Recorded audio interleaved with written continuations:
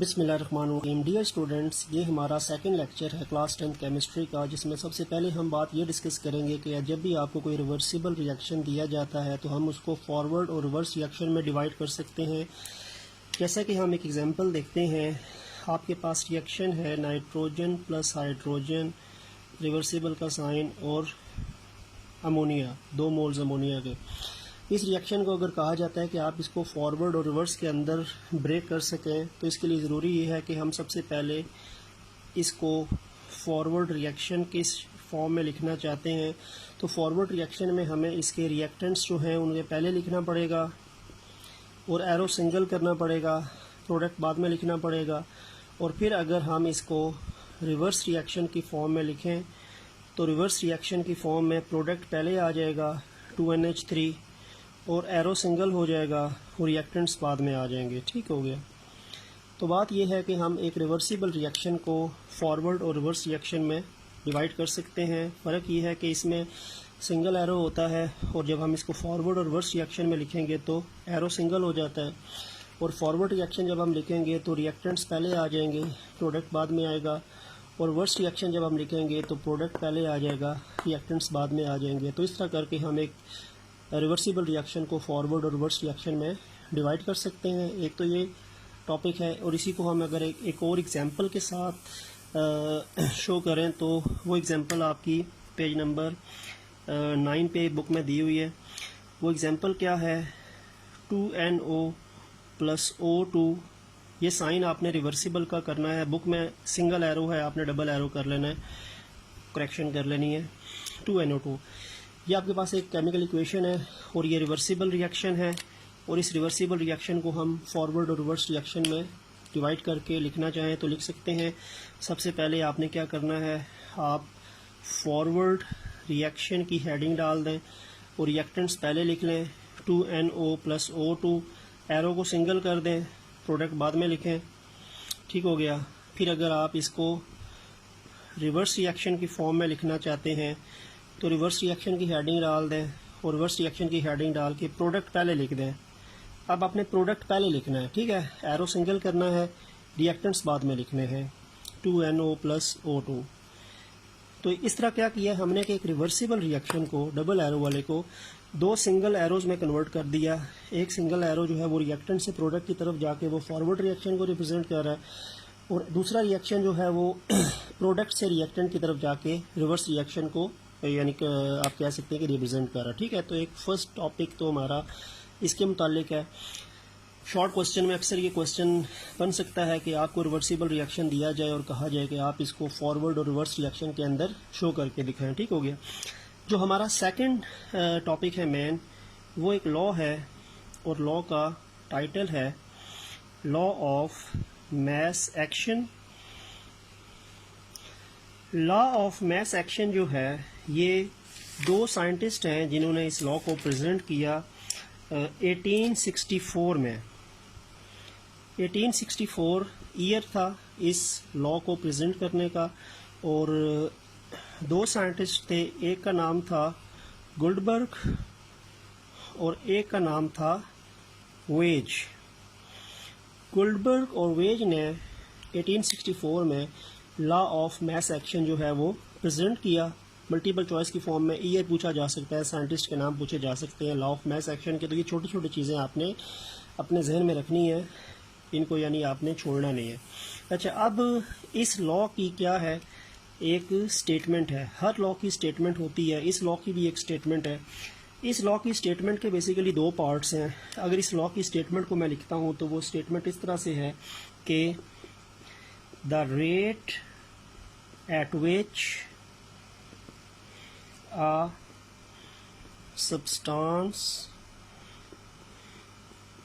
reacts is directly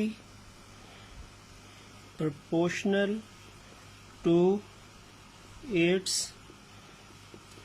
active mass।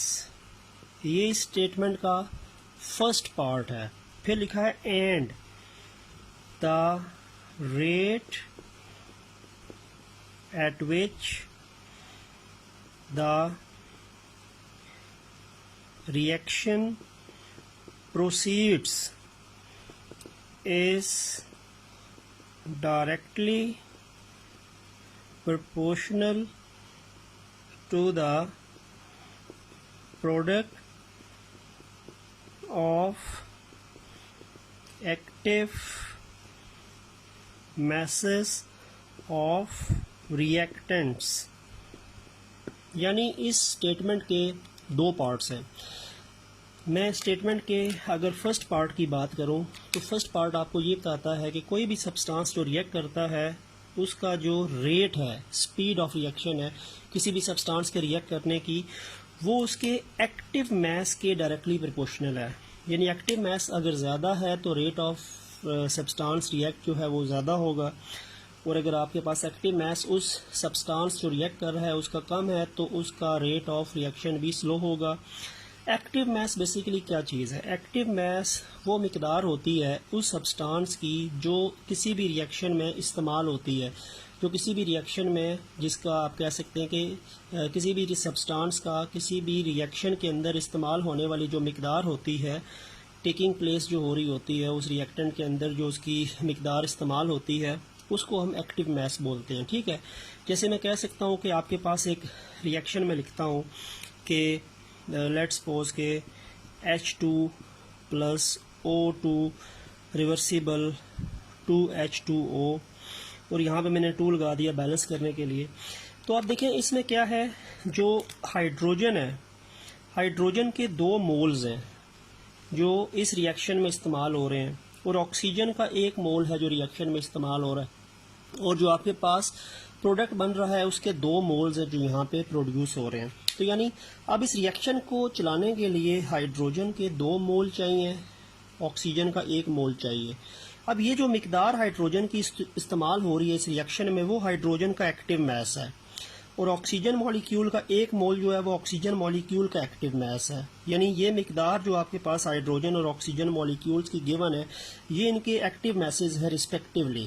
ठीक है, तो यानी अगर इनके ये मिकदार ज़्यादा होती तो रेट ऑफ रिएक्शन फास्ट होता, तेज़ होता, और अगर इनकी ये मिकदार कम होगी तो रेट ऑफ रिएक्शन जो होगा वो स्लो होगा। तो रेट ऑफ रिएक्शन बेसिकली क्या होता है कि ये जो रिएक्टिंग सब्सटेंसेस होते हैं इनकी जो मिकदार इस्तेमाल हो रही है या इनकी मिकदार जो इन्वॉल्व हो रही है इस केमिकल रिएक्शन को चलाने में, इसको हम एक्टिव मास बोलेंगे। ठीक हो गया।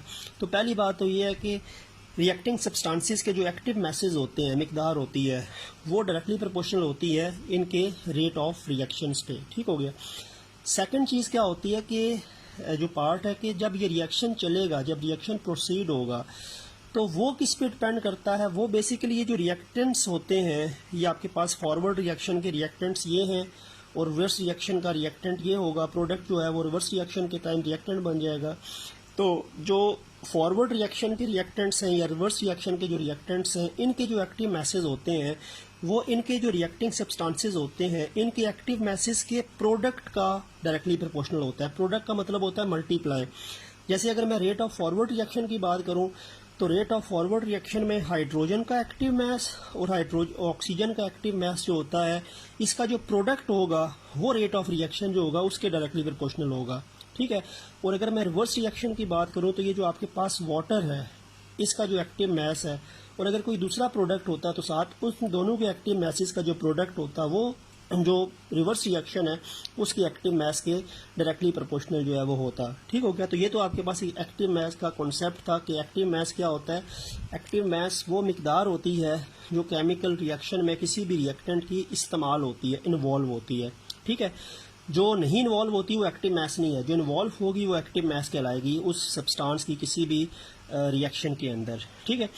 अब इसको अगर मैं थोड़ा सा बताता हूँ कि एक्टिव मास को हम किस तरह रिप्रेजेंट करते हैं और उसकी बेसिकली वैल्यू क्या होती है। जो एक्टिव मास होता है, एक्टिव मास को हम स्क्वायर ब्रैकेट से जाहिर करते हैं। एक्टिव मास स्क्वायर ब्रैकेट से जाहिर होता है और ये बेसिकली मिकदार है रिएक्टिंग सब्सटेंसेस की किसी भी रिएक्शन में जो इन्वॉल्व होते हैं। और ये जो एक्टिव मास की जो ये स्क्वायर ब्रैकेट के अंदर तो उनकी रिप्रेजेंटेशन होती है, और ये स्क्वायर ब्रैकेट में अगर एक्टिव मास को इन्वॉल्व करते हैं तो ये बेसिकली मोल पर डेसीमीटर क्यूब जो है इसकी वैल्यू होती है। यानी active mass is represented by square bracket and it is equal to mole per decimetre cube. यानी मैंने वैसे भी मिकदार की बात की है, मोल्स की बात की है कि अगर 2 मोल्स हाइड्रोजन के मिलते हैं और 1 मोल ऑक्सीजन का मिलता है तो 2 मोल्स वाटर के बनते हैं, और वो उनके एक्टिव मैसेज हैं, तो वही मोल per decimetre cube active message जो होंगे वो हाइड्रोजन ऑक्सीजन के इन्वॉल्व होंगे, तो 2 मोल्स जो है वो वाटर के बनेंगे।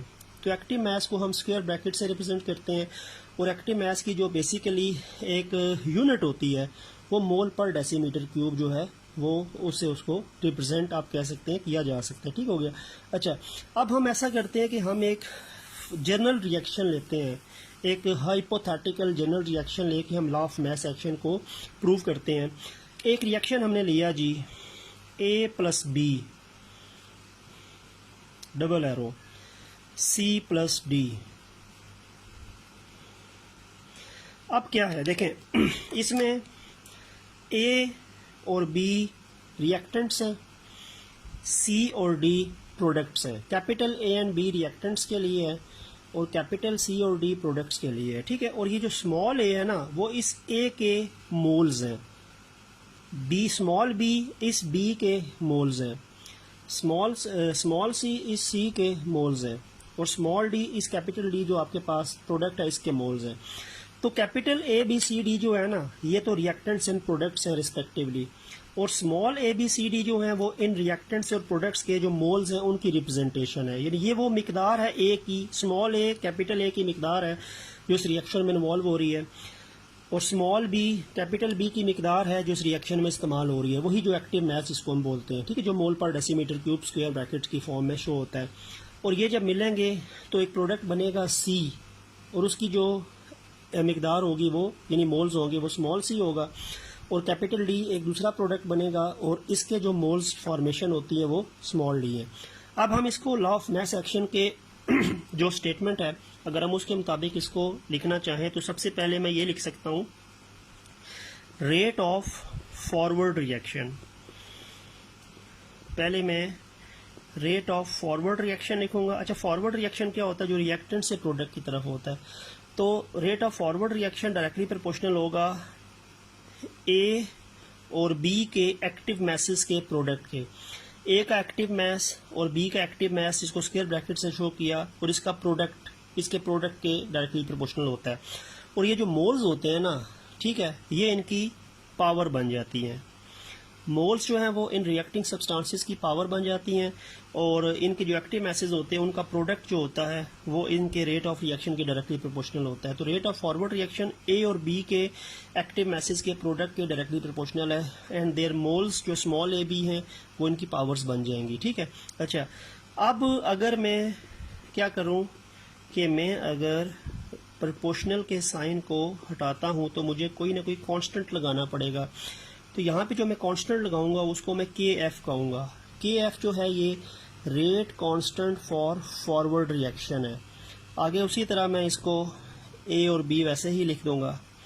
यानी आपके पास ये एक इक्वेशन जो है वो बन गई है रेट ऑफ फॉरवर्ड रिएक्शन के हवाले से। Rate of forward reaction is equal to K F, A cap power small A, B power small B. ठीक है। अब इसी तरह मैं रेट ऑफ रिवर्स रिएक्शन की बात करूँ, उसकी मैं रेट ऑफ रिएक्शन की बात करूं तो रेट ऑफ रिवर्स रिएक्शन,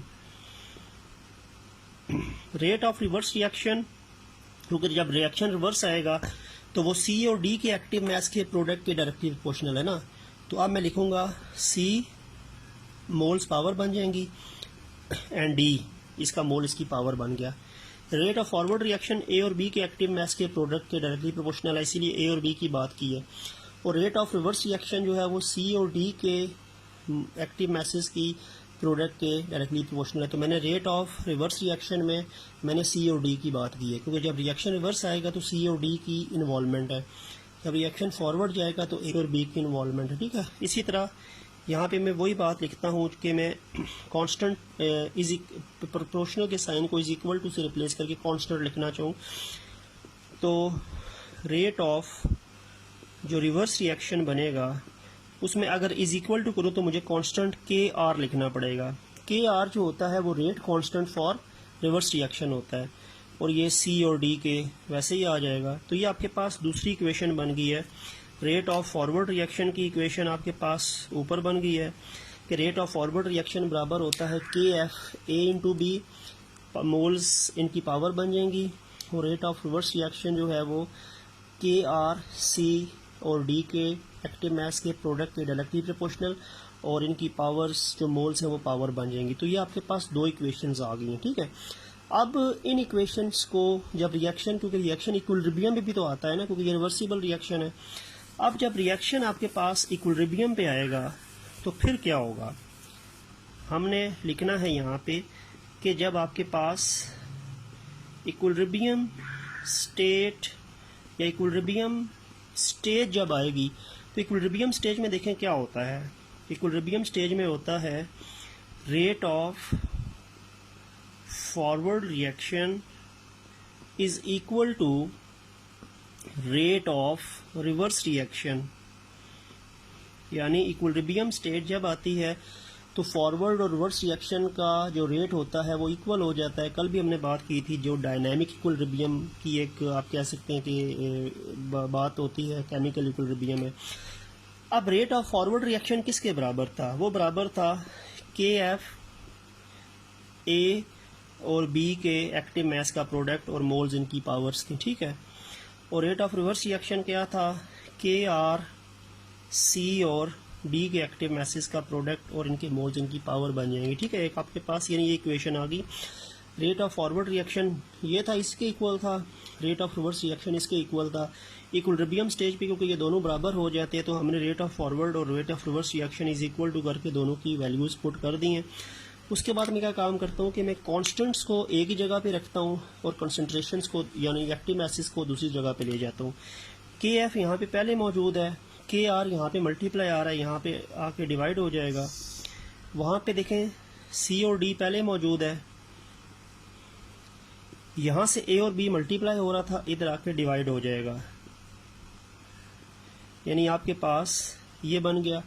अब ये जो के एफ और के आर थे ना, ये तो उससे पहले की बात थी कि आपके पास जब रिएक्शन इक्विलिब्रियम पे नहीं आया था तो ये rate constant for forward reaction था और ये rate constant for reverse reaction था। क्योंकि जब रेट इक्विलिब्रियम पे आ जाता है तो ये नया कांस्टेंट बनता है के सी। के सी जो होता है वो दोनों कांस्टेंट्स के आप कह सकते हैं कि बराबर होता है, फॉरवर्ड और रिवर्स इक्वल हो गया ना, तो के सी। अब क्योंकि रिएक्शन आपका इक्विलिब्रियम पे आ गया तो इक्विलिब्रियम पे आने की वजह से हम फॉरवर्ड और रिवर्स रिएक्शन के कांस्टेंट को रिप्लेस करेंगे के सी से, के सी। और के सी जो है वो के एफ और के आर की रेशियोज के बराबर होता है, तो ये के सी बन जाएगा। और के सी क्या होता है, equilibrium constant. K C is known as equilibrium constant. अब आपके पास इक्वेशन जो है वो के एफ और के आर के बजाय नया कांस्टेंट हमने के सी लिख दिया, बाकी आपके पास वैसे ही रहेगा इक्वेशन की, यानी जो आपके पास लेफ्ट राइट हैंड साइड होगी उस पर कोई चेंज नहीं आएगी। लेफ्ट हैंड साइड में इन कांस्टेंट्स को के सी से रिप्लेस कर दिया गया, आपके पास ये इक्वेशन बन जाएगी।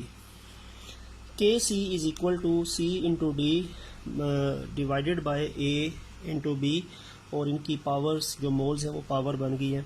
और के सी इक्विलिब्रियम कांस्टेंट है, और इक्विलिब्रियम कांस्टेंट किसके बराबर है, ये जो प्रोडक्ट्स हैं आपके इनकी जो मोलर कंसंट्रेशन है या एक्टिव मासेस का प्रोडक्ट डिवाइडेड बाय जो रिएक्टेंट्स हैं उनके एक्टिव मासेस का जो प्रोडक्ट है, और इनकी जो पावर्स हैं वो इनके एक्सपोनेंट्स जो है वो उनके मोल्स बन गए, ठीक है। अब ये जो आपके पास इक्वेशन बन गई है ना, इस इक्वेशन को मैं क्या बोलता हूँ या आपकी बुक में क्या mention, that is basically equilibrium expression. ये कहलाता है इक्विलिब्रियम एक्सप्रेशन बोलते हैं, इसको हम इक्विलिब्रियम एक्सप्रेशन बोलते हैं। इस पूरी इक्वेशन को, ये जो पूरी इक्वेशन डिराइव हुई है ना, K C is equal to C D divided by A B, this whole equation is known as equilibrium expression. अगर मैं सिर्फ के सी की बात करूंगा तो वो इक्विलिब्रियम कांस्टेंट है, लेकिन के सी इज इक्वल टू ये सारा का सारा जो एक आपके पास डिराइव हुआ है, ये जो इक्वेशन है इसको मैं इक्विलिब्रियम एक्सप्रेशन बोलूंगा। और इक्विलिब्रियम एक्सप्रेशन में जब भी आप देखो तो प्रोडक्ट्स ऊपर आते हैं, मोल्स पावर बन जाती हैं, और रिएक्टेंट्स जो होते हैं वो नीचे आते हैं, और इनके प्रोडक्ट्स हैं, दरमियान में कोई प्लस माइनस नहीं लिखेगा, कुछ भी नहीं है, तो इसका मतलब है आपस में ये वैल्यूज मल्टीप्लाई हो रही हैं, ठीक है।